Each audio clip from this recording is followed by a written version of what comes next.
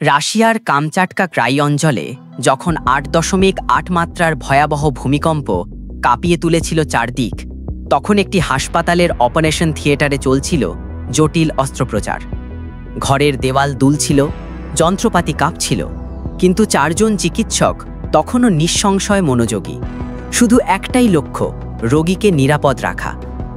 Russian television অর্থাৎ RT-এর একটি viral ভিডিওতে দেখা যায়, ভূমিকম্পের তীব্রতা যতই বাড়ছিল, চিকিৎসকরা ততটাই ধৈর্য ও সাহসিকতার পরিচয় দিচ্ছিলেন।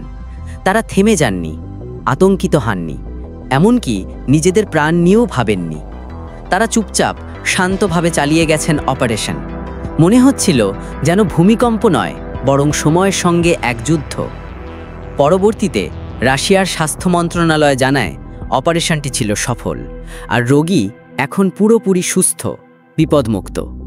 এই দৃশ্য এখন সামাজিক যোগাযোগ মাধ্যমে প্রশংসার ঝড় তুলেছে।